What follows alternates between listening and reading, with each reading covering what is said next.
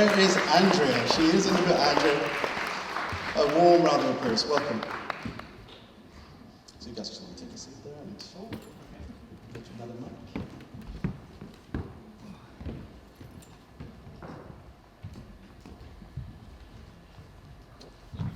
Well, in no particular order, but you were first on the list, Rowan. So I'll hand over to Rowan, and then Rowan will basically hand over to others. Take it away. Hi everyone. So I've been asked to come and talk a little bit about my Microphone.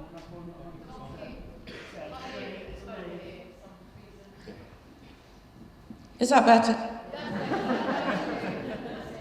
So I've been asked to come and talk a bit about my journey in Mcintyre, because it's not an unusual story, and I think a lot of people will be able to relate to it. But so 7 long, young years ago, I found myself in a little market town, and I was doing part-time jobs, cleaning and all sorts of things that were fine. And then I wangled my way into a job at a butcher's.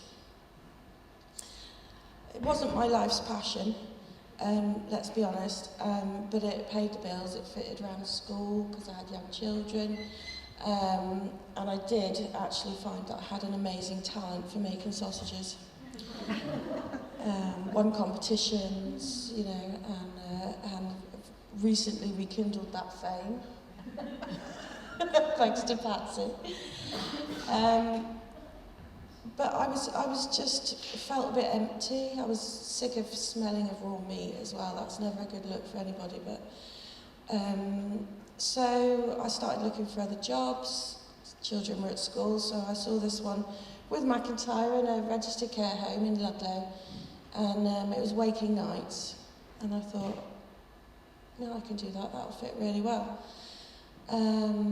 Was lucky enough to get the job, so as a support worker.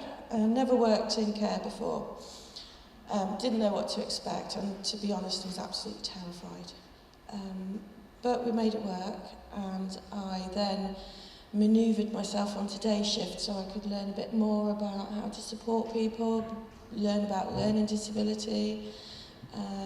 And I think many people can resonate. That's the point where you really fall in love with social care. Because it just, every little thing that you do does make a difference to a person's life, the same as everything that you don't do. So from then, let's be honest, you know, there's that really annoying person in every team that at team meeting asks loads of questions, and you just want to go and have a break, or you want to finish a shift, but there's always questions. So I was that person. Because I just wanted to learn more, I wanted to know more, I wanted to question things. Why are we doing it that way? Why is there a set menu? Can't we do something else? So, I mean, it didn't go down that well, and I ended up moving services. But that was a really positive thing, because I had the opportunity to be a senior support worker. And what I want to say about asking questions is you have to be confident in asking them, but you need to know who to ask. And if you're not getting the answers that you want when you question something, then you ask somebody else, and you keep asking, because within Mcintyre there are so many people with those answers, and so many people that can really, really help you to develop. It's difficult sometimes when you're not getting the answers that you need. But you just keep asking and ask different people. So I worked as a senior for a couple of years with just the most amazing man I've ever met. We don't support him anymore, but his name is Alan.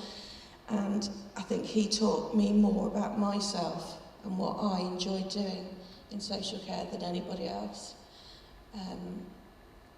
Anyway, move on a bit. My manager at the time left. So I ended up falling into a frontline manager job, and that was tough. Be nice to your managers. It's a tough gig, but it gave me the opportunity to learn about teams, how to get the best out of people, and then on from there as an area manager. that's a really tough gig too. So I think I was about a couple of months into that job. We had a CQC inspection and the DCA. 4 of my frontline managers all resigned. And I think it's really important to talk about this. I had a really big wobble. It was like all my confidence had gone, and it was a really, really tough time. But that's when Mcintyre did what it did. You know, it's not just about how we support people, it's about how we support our staff, how we, you know, if someone's struggling, how you feel confident enough to say, this is tough, I need some help. And then the help's there. So, and then ended up being head of compliance and safeguarding. How the hell did that happen? I think there was a bit in my remit that was to talk about what my role is and what I do. And so when I work that out, I will let you know. But we're not there yet.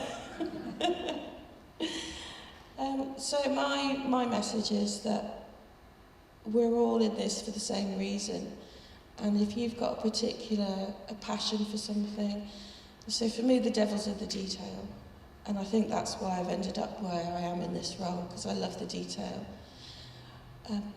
But we all start, I never worked in social care, we started where I was and was nurtured, and people saw what qualities I had, and I was able to carve out a career, which I'm very grateful for. So to end, my message is that Mcintyre and social care have given me the platform to be the person that I want to be, and that's really quite an amazing place to be. So there we are.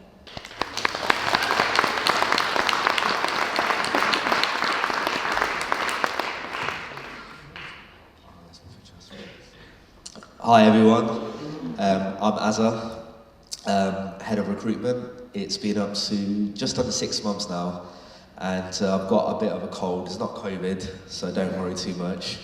Yeah, you can move away. But I'm glad I'm here today. You know, I got up this morning, wasn't feeling great, but I put my moisturiser on, got my face mask on, did everything I could to get myself here, so thank you. But yeah, my journey so far at Mcintyre, I'm not from social care, as you might all know. I worked in recruitment for nearly 8 years now. I studied criminology at uni, then was doing random jobs. I was in a call centre, I worked in Lidl, I worked in Aldi, I worked in Tesco, Sports Direct, Subway for one day. I did the whole lot. I worked in factories during the ages of 18, 19 and 20, then fell into recruitment. My passion was always supporting people and getting the best out of them and giving them an opportunity to find their potential careers. And yeah, when this opportunity came along, I was looking for work, and I thought this was a match made in heaven. I love recruitment, but also at the same time, I do a lot of community work. So during the COVID period, I was doing plenty of work with different organisations to support them with COVID, mental health, whether it was litter picking, feeding the homeless, so a lot of community-based projects. And then when this came up, I thought, wow, this is amazing. I didn't have the experience, and when I was in the interview with Helen, Sarah and Su Ling, where are you? You were grilling me. Yeah, you were asking me, what will you bring to Mcintyre? And I was panicking. You know, I had 3 ladies questioning me, and yeah, it was at that point where I was thinking, you know what, I would love to be part of this journey. I would love to be part of this project.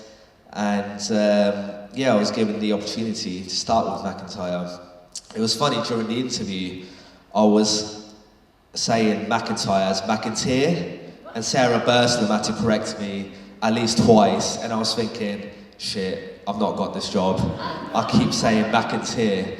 And but you know what? Sarah gave me the opportunity, as well as Helen as well, and I'm very grateful to be part of this community.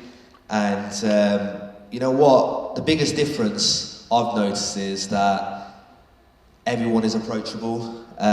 Directors, you know, heads of ops, you can go into their office, discuss a situation about work, but also have a laugh as well, or even have a moan sometimes. You know, sometimes you just walk into an office and start complaining, right, Rowan, sometimes, you know, but, you know, you need that sometimes. And in my previous companies, you're always afraid, or when a director walks in or a senior person walks in, you put your head down and they don't ask you about how your day's going. They're more concerned about your targets. They're more concerned about are you billing. And in my previous workplace, it was great in the sense that I became very competitive. I always wanted to be a winner, but it's always about hitting your targets, always about getting that commission. Whereas here, you know, they do look after your health, you know, they do look after your well-being, you know, as well as hitting your work objectives. Have I got any slides? Oh, sorry. I didn't say. So, we need to ensure that we're empowering our staff. I think that's absolutely crucial. And in my previous roles and in my current role as well, you know, you're given the responsibility and authority to express yourself, to make that difference, give a voice, and I think that's crucial for our frontline workers. So a big thank you to all of our frontline workers that make a difference, and without them, we wouldn't be here today.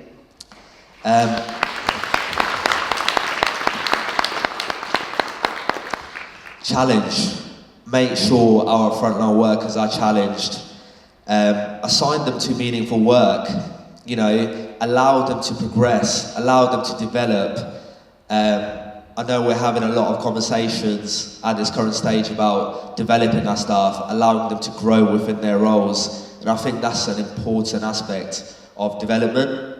Trusting them and allowing them to make mistakes. Making mistakes are normal, it's part of the role. But once again, it's empowering them to allow them to express themselves in their roles and grow, believe in them and appreciate them.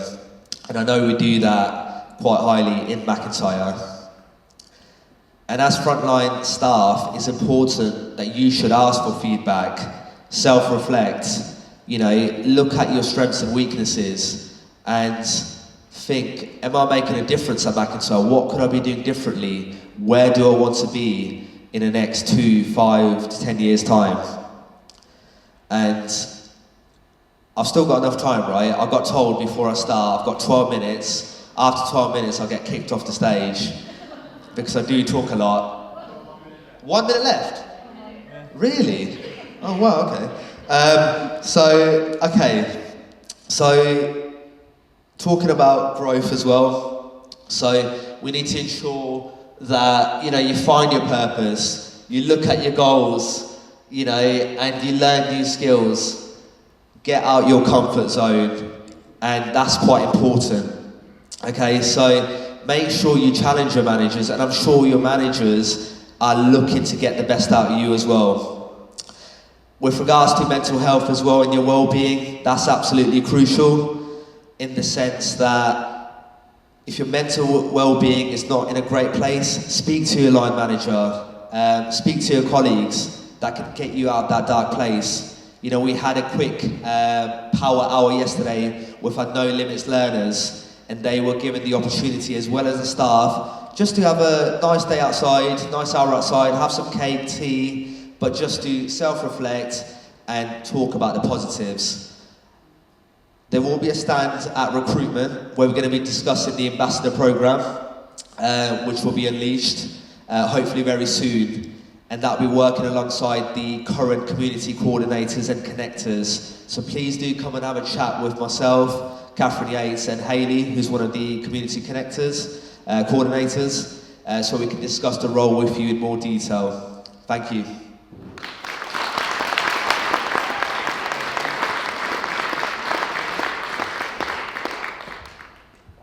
Okay, hi, so I'm Andrea Parr. So I am the new Interim Director of Adult Services in the South. So again, I'm going to share my journey of how I got here today, which is probably very similar to Rowan's actually, who sat next to me.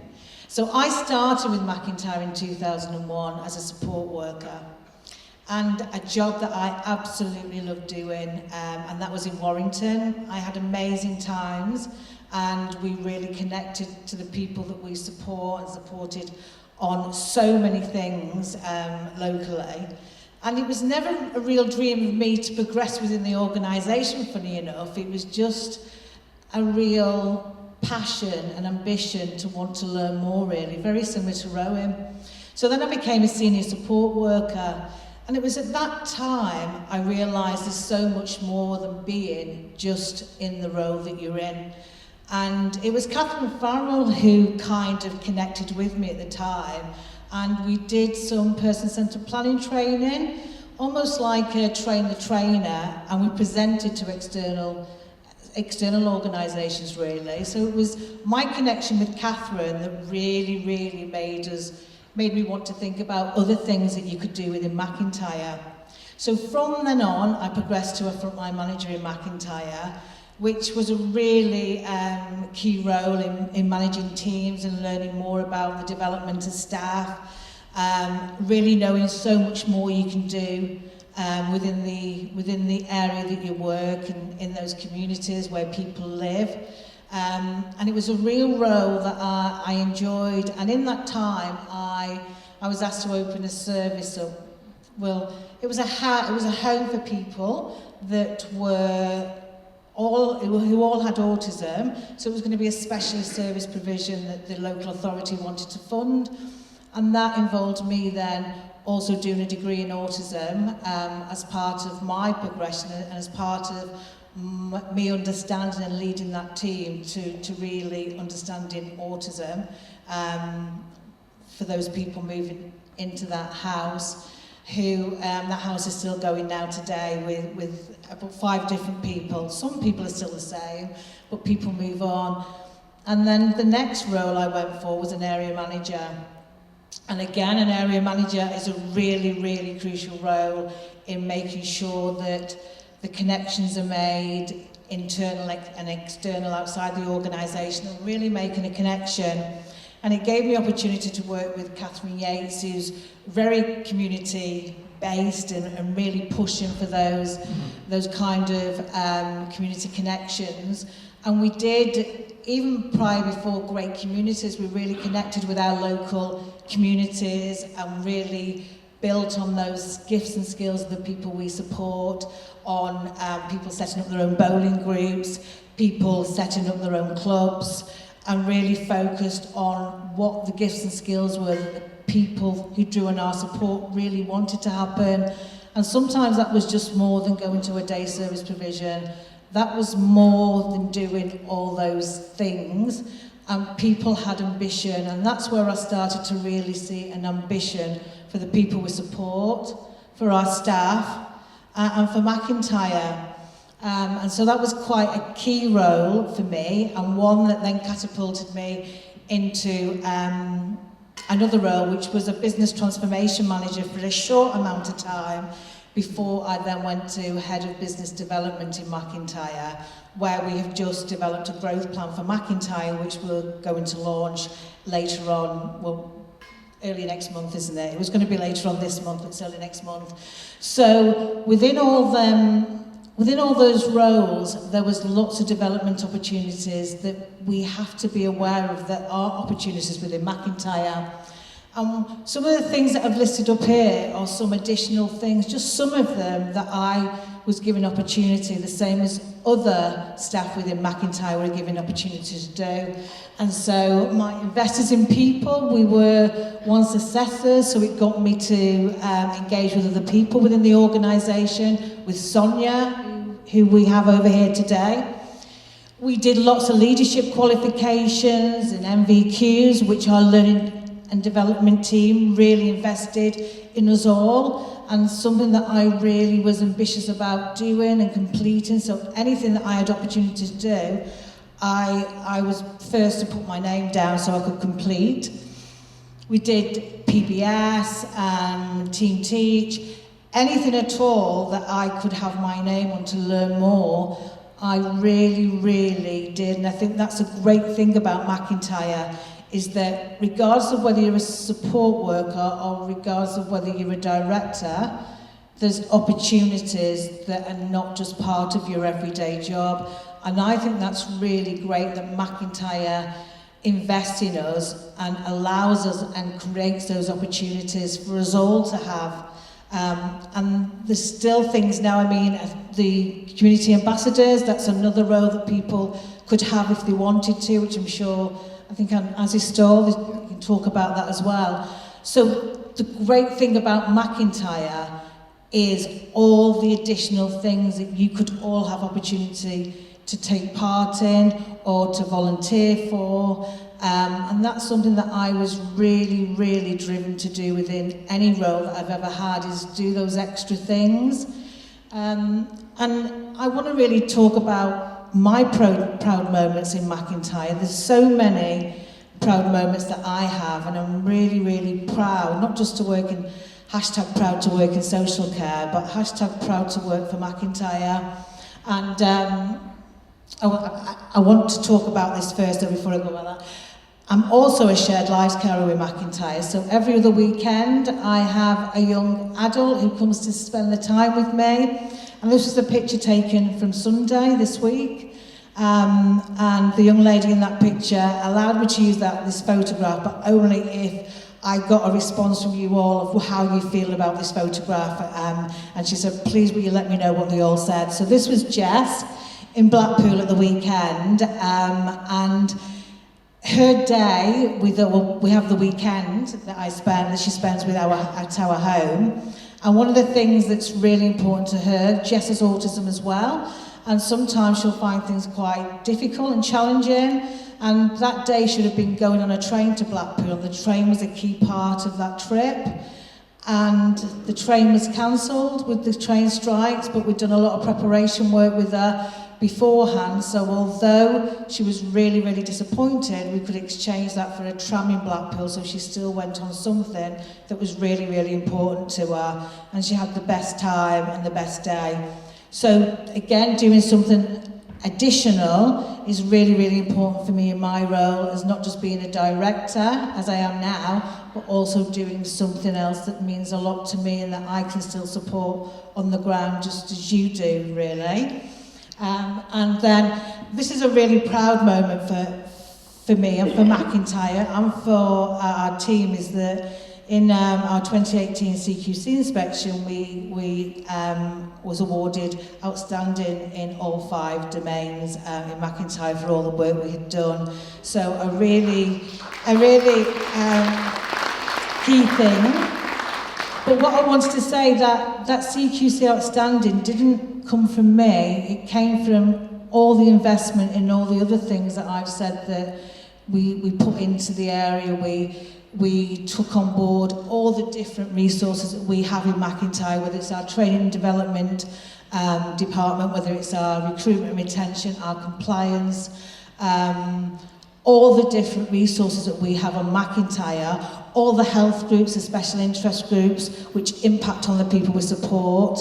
So it's what we did at a local level that Mcintyre invested in us as an employee, as a team, as an organisation. And Mcintyre is really, really ambitious for everybody in this room, whether it's a person we support, a staff member, or the organisation itself.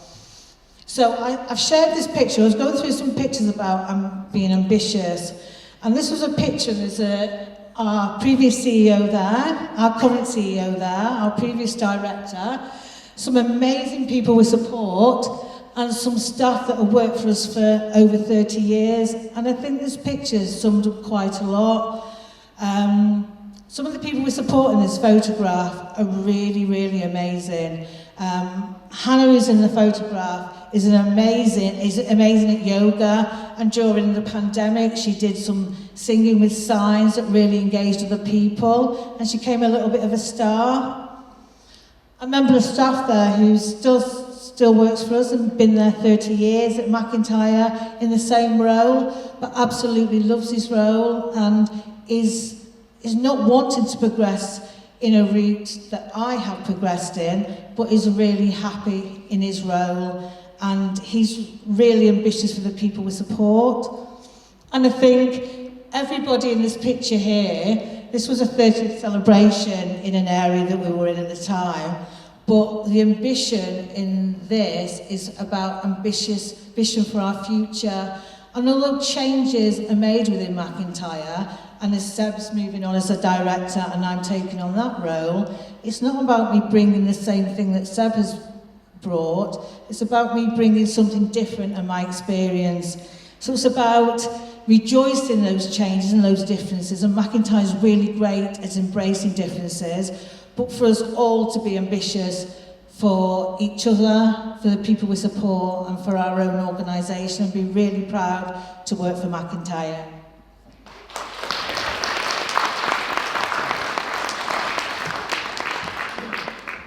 Thanks, thank you. So I wasn't supposed to be talking today, so I've gate crashed, so I won't take up too much of your time. My name's Elliot Jones, I'm the Head of Safety and Audit. Before that I was a Health and Safety Manager, but a long time ago I started off as an apprentice in social housing, and that's where my sort of journey started. I was a housing officer for a while before moving over to health and safety, and I guess one of the reasons what interested me in health and safety was the variety and what you can learn and take on board and sort of understand, and also the points around training and meeting different people and different areas in the business, and how health and safety impacts on all of what we do. So I think Rowan said something earlier which is quite poignant. She's basically said that I brought COVID into the organisation, which I don't think is true. But I think that's one of the main talking points is around what made me proud to work for Mcintyre, is how we managed during the pandemic and all of the creative solutions that we brought about to keep people safe during the pandemic. I think it was amazing how we all came together, and I think some of the connections that we brought about it, and also as part of the pandemic, one of the things that we started to do was Zoom calls, and we've now created a health and safety committee, and I know other areas are also starting their health and safety committees as well, which is really positive. In terms of what makes me proud of Mcintyre, they are the main points. But also, I think that it's been a great opportunity for us to move forward with what we've done. I'm going to grab my notes now because I've got more bits to say. So in terms of the DNA, I just thought it would be really good for us today just to think about how health and safety relates to the DNA, and how we may not always realise how much health and safety is part of our roles and what we do, whether that's operating a hoist or supporting someone to go do their shopping, or even supporting with a fire drill. And I just think when we talk about the DNA later, if we can just also think about safety and how that impacts within our role moving forward. So that's everything from me. I'm not going to take much time because I didn't really have a spot, but that's all I wanted to say. Thank you.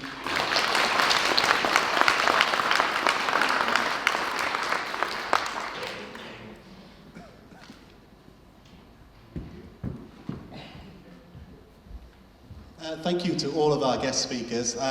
Really interesting to hear about your journeys, and I love the stuff around ambition, Andrea, in terms of just being ambitious for ourselves, but also the people who draw on our support. And for me, I really like the fact, as when you're having a bad day, all you need to do is moisturize, guys. So I'm going to get some moisturizer off the boots or Superdry, and freshening up in the morning. But no, thank you very much, everyone. Just a round of applause again for our panelists.